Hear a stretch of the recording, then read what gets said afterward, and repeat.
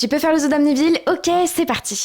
Moi c'est Yuna et j'enquête sur tous les lieux avec les animaux qui buzzent sur les réseaux. Et je te dis si c'est bien ou s'il faut boycotter. Alors pour ne rien rater, n'hésite pas à t'abonner. Aujourd'hui direction Amnéville pour visiter son zoo. Sur les réseaux sociaux, j'ai vu plein de vidéos de gens qui disaient que c'était une super activité à faire en Moselle, donc j'ai décidé d'aller voir. Le zoo d'Amnéville a été fondé en 1986 et il présente environ 2000 animaux de 200 espèces. Et sur les 200 espèces détenues dans ce zoo, seulement 7 vivent en France. C'est-à-dire que les 193 autres espèces proviennent d'autres pays du monde, ce qui est vraiment grave. Et la plupart des animaux essayaient tous de se réchauffer à l'intérieur parce qu'à la base ils ne sont pas habitués à cette température. Quand je suis arrivée, je suis tombée sur une scène vraiment terrible. Un petit bébé qui avait 3 ans était en train de grimper sur le toit barricadé de grilles. Quand je le vois traverser ce grillage, je me dis que jamais il connaîtra la liberté. Le parc se félicite d'avoir la plus grande installation d'Europe pour les orang-outans de Sumatra. Et oui, l'enclos est grand, mais petit rappel, orang-outan veut dire homme de la forêt. Alors où sont les arbres? Où est la forêt? La plupart du temps, les orang-outans passent plus de temps par terre que sur les structures. Je suis tombée sur les gorilles. Regardez-moi ces animaux qui ne ressemblent plus à rien. Les gorilles sont des primates comme nous. Et j'avais clairement l'impression de voir un membre de ma famille en fait. Il y en a un qui était allongé, il nous regardait de loin, et un autre qui était assis, il regardait son mur rempli de fresques de forêt qu'il ne connaîtra jamais. Mais honnêtement, ce qui m'a le plus choqué ici, c'est l'état des vitres des enclos des animaux. C'est la première fois que je vois des enclos dans ce genre d'état. Parce que toutes les vitres que j'ai vues étaient fissurées. J'ai demandé à un soigneur et il m'a expliqué que c'était les animaux qui s'énervaient et se jetaient dessus parce que les visiteurs les provoquaient. Par manque d'argent, ils ne pouvaient pas refaire toutes les vitres. Ce qui pourrait être extrêmement dangereux pour l'animal, mais aussi pour les visiteurs. Et encore plus loin, je suis tombée sur une scène tellement triste. L'ours polaire était devant la vitre et les gens se bousculaient pour faire la meilleure photo devant lui. Cet animal de base est le plus grand carnivore terrestre et ne s'approchera jamais d'un humain. Et ici, en captivité, il est assis sur une pierre comme un vulgaire prisonnier. Pour finir, je suis tombée sur une hyène qui souffre de stéréotypie, c'est le fait de reproduire sans cesse le même chemin sans but précis. Et c'est clairement un mal-être constant que trop d'animaux sauvages subissent en captivité. Bref, vous l'aurez compris, c'est un gros appel au boycott de cet endroit. Il est temps que ce genre de structure ferme et agisse réellement pour les animaux dans la nature. D'ailleurs, reste bien connecté car je vais te sortir prochainement une vidéo sur le sombre passé du zoo d'Amnéville et tiens-toi prêt parce que c'est extrêmement grave.